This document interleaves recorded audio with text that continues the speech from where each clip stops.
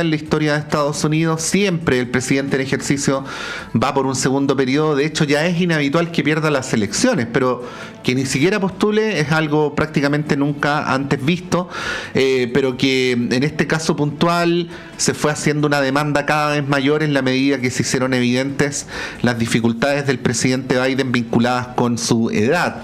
Hay que recordar que el mandatario tiene 81 años y si bien esta es una edad que en muchas actividades permite la plena vigencia, en el caso puntual del presidente Biden sí se traducía en una dificultad de vigor, diría en primer lugar, y también en algunos casos de concentración que fue generando mucha inseguridad entre sus partidarios.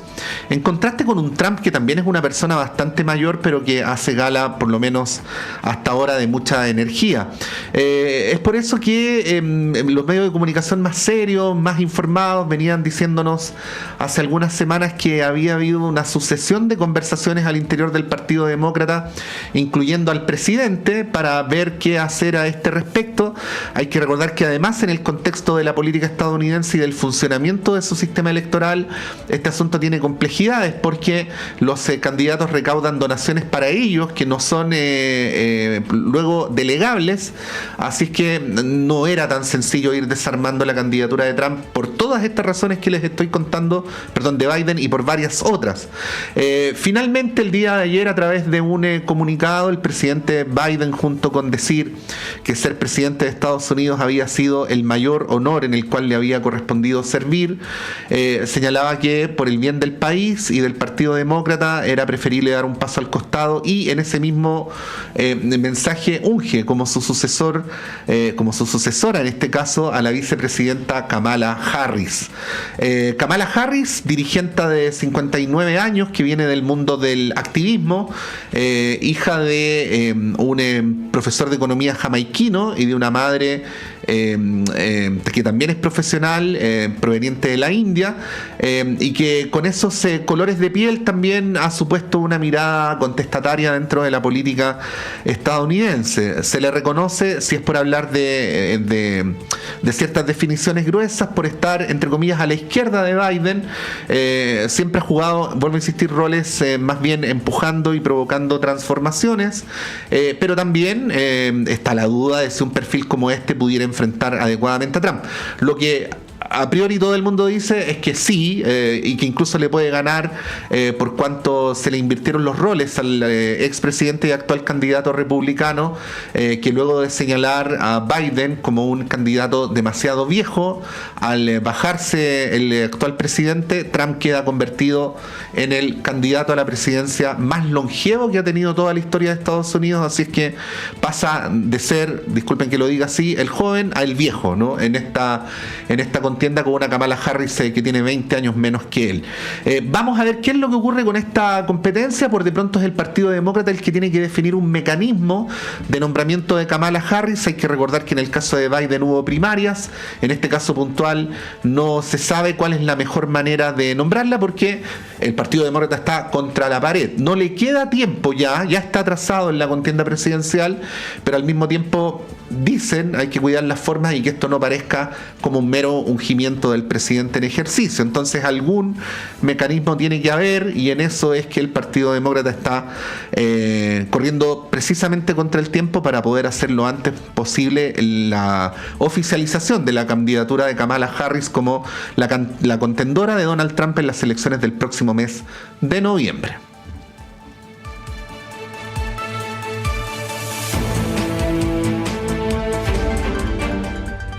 Radio Análisis, una transmisión conjunta de las radios que piensan, presentada por el Departamento de Prensa de Radio Universidad de Chile.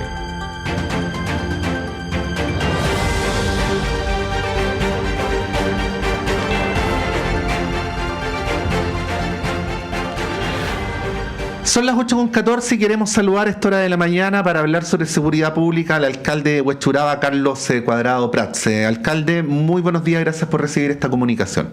Buenos días, ¿qué tal? ¿Cómo estás? Bien, alcalde, espero que usted también, aunque este tema genera tanta reacción, ¿no? A usted le da un poco de risa y creo que es bueno mirarlo con un poco de distancia, ¿no? Partamos por la perspectiva más general. ¿Cómo ve usted el modo en que el sistema político procesa este tipo de situaciones? Digo, las vinculadas con seguridad pública. A ver, yo creo que hay un problema grave de inteligencia, no solo artificial, sino humana también. Yo creo que en Chile se ha perdido un poco la rigurosidad o la disciplina laboral y por lo tanto los resultados que se van obteniendo en un ámbito tan urgente y tan primordial para la gente como es la seguridad se retarda, se posterga, se invisibiliza hasta el momento en que ya no es posible. Y por lo tanto, ahí surgen todas las iniciativas que estaban anteriormente ingresadas en el Congreso para actualizarlas, pero esa reacción es la misma que se tuvo en el gobierno anterior y en el anterior también. Por lo tanto, yo soy bastante escéptico de la conciencia real que se tiene respecto del problema por parte de quienes tienen el deber y la obligación de resolverlo constitucionalmente. Sí.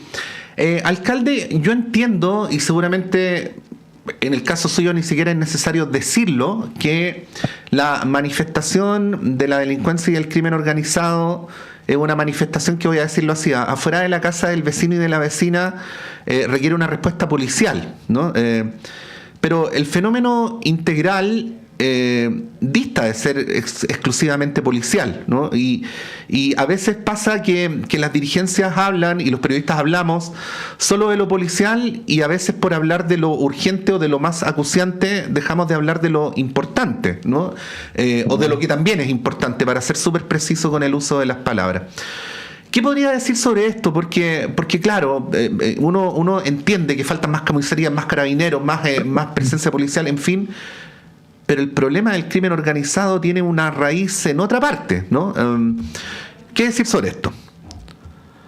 A ver, yo creo que respecto del crimen organizado, lo primero es que uno no puede limitar su acción por las propias limitaciones que nos hemos autoimpuesto o que hemos construido en el tiempo.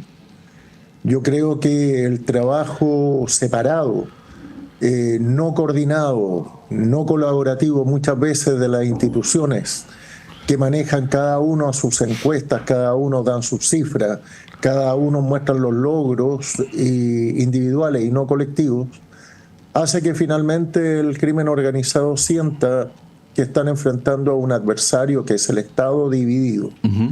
Y por lo tanto, cuando se combate dividido, lo más probable es que sea la derrota, porque la unidad está en la victoria. Uh-huh. Por lo tanto, eso es lo primero, yo creo que hay que visualizar. Lo segundo, pienso que también, como bien tú lo dices, las respuestas son muy puntuales. Aquí no hay inteligencia, como lo decía anteriormente, respecto de aquello que debe ser propuesto.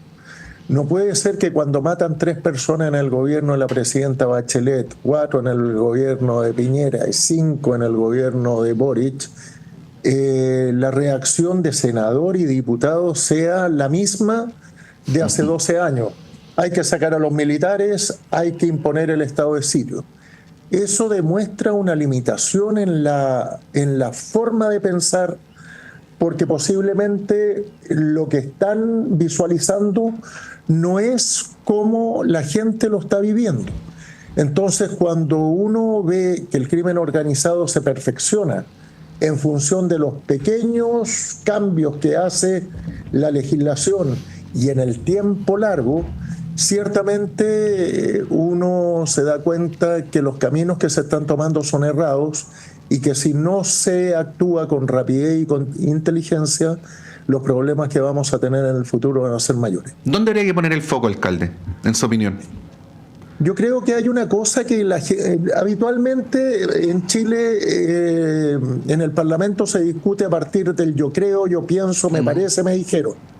No en base a documentación suministrada por los asesores que tienen los parlamentarios, y de la política comparada, que mucho sirve para ir viendo con tiempo, porque a otros les pasó antes lo que nos está pasando a nosotros, para ver soluciones que son importantes. Yo creo que pasó así como ninguneado, generó ruido, salió un par de colegas a manifestar que no les gustaría que la cárcel de alta seguridad o la nueva cárcel se instalara en sus territorios, se entiende, pero yo creo que el presidente creo que debe ser de lo más importante que se ha dicho. Todos los estudios demuestran que el crimen organizado en Brasil, el crimen organizado del Tren de Aragua en Venezuela, en Colombia y en otros países que hemos tenido este tipo de manifestaciones delictuales, han surgido desde las cárceles. Uh-huh. Entonces, cuando el presidente hace ver la necesidad de instalar una cárcel, que se demorara tiempo, pero que hay que instalar una cárcel especial, está apuntando directamente en la prevención de que este tipo de conductas se multipliquen. Ajá. Ya hay indicios que las cárceles están siendo manejadas por extranjeros, miembros de mafias internacionales o de crimen organizado nacional, y eso implica necesariamente que el problema se va a agudizar afuera. Ajá. Y por lo tanto yo creo que ese punto está bien. Luego, 5 años esperando la ley de inteligencia, uno no puede combatir al lote al que primero se te cruce. Uno tiene que ir a buscar al delincuente, pillarlo donde están, ver cuáles son las redes que tienen, y eso lo hace la inteligencia. Ahí, alcalde, sí, ahí en el tema de la ley de inteligencia, yo tampoco lo entiendo de verdad, o trato de explicármelo, ¿no? Yo entiendo que en el caso de la inteligencia como política de Estado, en Chile tenemos un recuerdo sensible, ¿no? Uh-huh. Bueno, ¿y qué le voy a decir yo a usted que es nieto del general Prats, ¿no? Eso podría ser, digo yo, a lo mejor un cierto tabú para el mundo de la izquierda. Uno podría decir también desde el lugar del prejuicio que para la derecha podría ser complicada la concepción de la inteligencia en el contexto de las normas democráticas, ¿no? O de para un cierto sector de la derecha. Pero sea como sea, alcalde, es urgente, ¿no? Uno no logra conseguir cómo no podemos consensuar una ley de inteligencia que corresponda a los estándares contemporáneos, a las demandas del tiempo que vivimos, a la norma democrática. ¿Por qué piensa usted que termina resultando, mire la palabra que voy a usar, imposible consensuar algo así cuando es al mismo tiempo imprescindible y urgente? A ver, yo creo porque no hay conocimiento de la realidad territorial. Uh-huh. Las autoridades no se vinculan mayormente con los municipios y nosotros sabemos dónde están los delincuentes, sabemos cuáles son los sectores más conflictivos, sabemos cuáles son los nombres, apellidos y alias de quienes están infringiendo la ley. Nosotros sabemos qué tipo de delitos se están haciendo y los diputados y el Congreso y el gobierno no se reúne periódicamente con los alcaldes y cada vez que sucede algo llaman al senador, al diputado, a la ANI, a todos los organismos, y como invitan a tantos, al final no sale nada concreto. Uh-huh. Aquí hoy día tenemos una reunión en La Moneda con el subsecretario Monsalve y hace 6 o 7 meses que no nos reunimos. Ajá. Y nos vamos a reunir para que nos cuenten lo que acordaron ya hacer. Entonces, cuando uno quiere colaborar, uno puede colaborar con los que quieren ser ayudados. Y si no quieren ser ayudados, bueno, es un problema. Pero respecto de la inteligencia, que es fundamental, la dictadura terminó hace tiempo. Uh-huh. Yo soy de izquierda, uh-huh, y súper de izquierda. Y no tengo ningún problema para garantizar lo que ideológicamente yo pienso que debe ser la convivencia social de los seres humanos que decidieron vivir en un territorio común, darnos todas las herramientas posibles para garantizar ese sueño. Y por lo tanto, la inteligencia es un instrumento vital de análisis. En dictadura lo que pasa, y en todas las dictaduras ha pasado, que los organismos de inteligencia, además de inteligencia, son operativos. Por lo tanto, la CNI, la DINA, investigaba, analizaba, pillaba y actuaba. Y en democracias, en todas las democracias del mundo, la inteligencia analiza y entrega al Estado de Chile o al Estado que sea la documentación necesaria para los organismos que nos dimos en democracia actúen eficazmente contra el delito. Si eso, no sé cuántos años termina la dictadura, se sigue pensando que los organismos de inteligencia van a actuar en democracia igual como actuaron en dictadura, es que tenemos dictadores como mandatarios. Y eso es absolutamente absurdo.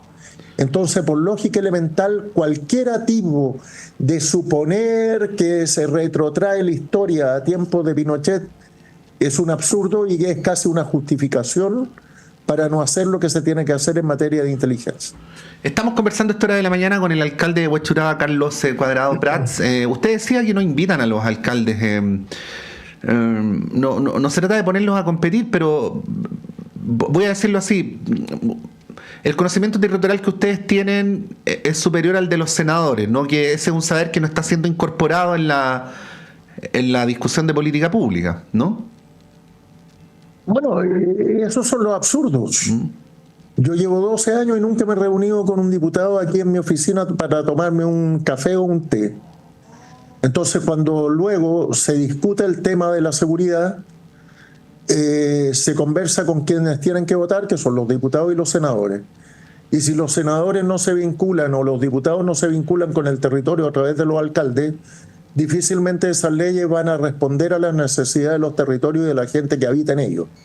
Y por otro lado, si el gobierno, que es el que finalmente tiene la iniciativa para legislar, no se reúne con los alcaldes, solo se va a quedar con leyes que fueron hechas en función del yo creo, yo pienso, me dijeron, me parece, porque no hay un conocimiento real por quienes las votan del territorio y no hay un conocimiento real del gobierno de lo que los alcaldes podemos aportar como información necesaria para que las leyes sean suficientemente efectivas y duraderas en el tiempo, porque eso es lo otro.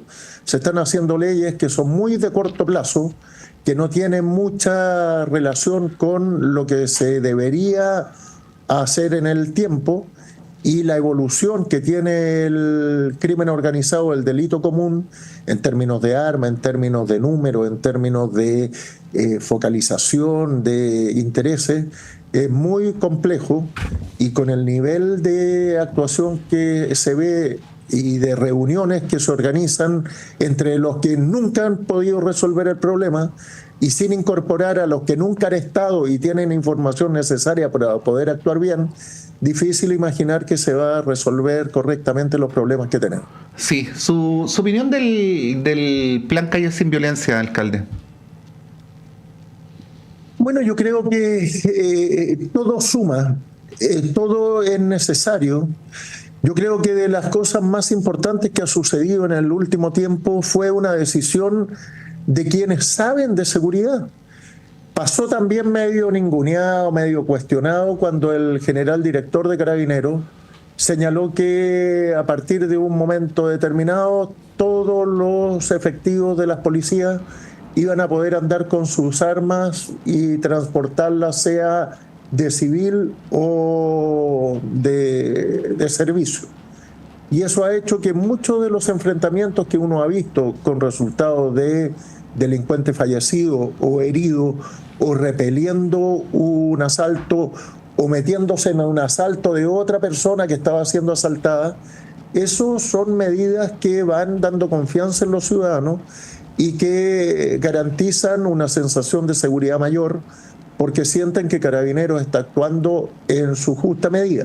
Ahora, eso que uno ve ahora tan normal y tan útil, en su momento fue súper cuestionado y súper discutido por ese desconocimiento de lo que está pasando en el territorio y por también el no acercamiento a las policías en el afán de saber exactamente lo que ellos están pensando.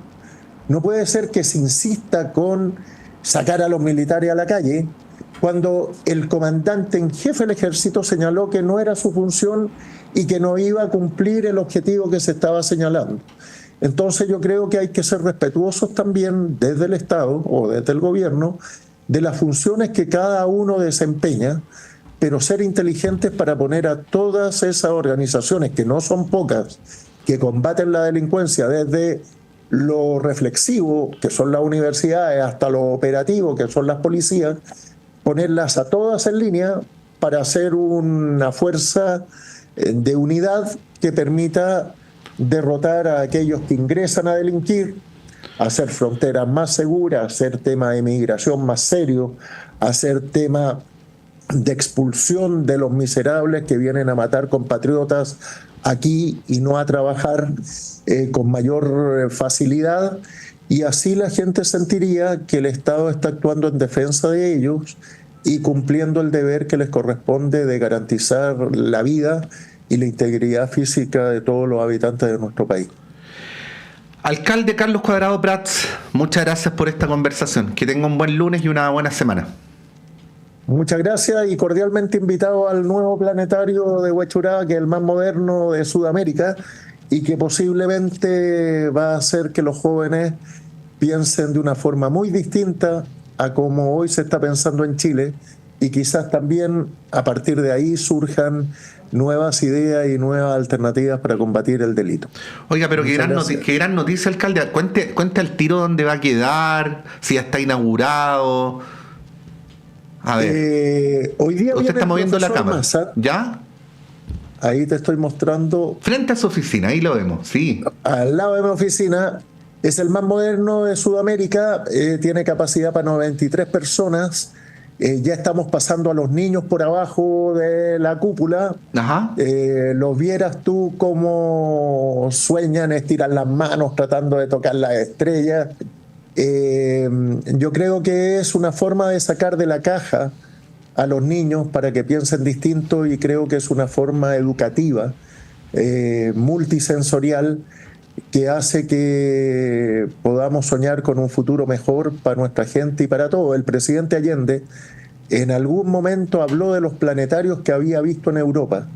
El presidente Allende también dijo que la felicidad de Chile comienza por los niños y con los únicos privilegiados de la patria debían ser los niños. Por lo tanto, ciertamente esto, teniendo el 60% de la observación astronómica mundial en el norte de Chile, y teniendo además la posibilidad de que nuestros jóvenes de poblaciones y de sectores vulnerables accedan a la ciencia y a la tecnología, uno puede imaginar que estamos construyendo futuro para nuestro país. Y además, si uno se compara con Japón, Japón tiene 300 planetarios. Nosotros tenemos uno. ¿No será en función de aquello que hoy Japón está llegando a Marte y nosotros seguimos con los pies en la Tierra? Eso solamente. Y también... Buenísimo.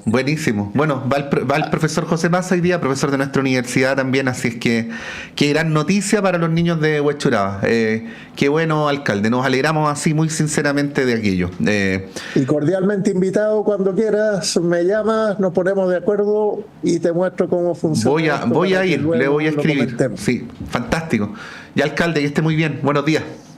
Un abrazo grande, que tengas buen día y buena semana. Chau, chau. Ahí estaba Carlos Cuadrado Prats, alcalde de Huechuraba, dando su apreciación sobre los temas de seguridad pública, su perspectiva también que le da el estar en su tercer periodo alcaldicio, sin reelección. Eso también da un poco más de libertad para poder opinar del tema, y nos contaba al final como una colita esto del planetario para los niños de Huechuraba que siempre son tan buenas noticias, ¿no? Son las 8:33, vamos a ir un breve alto y a la vuelta a nuestro panel de conversación.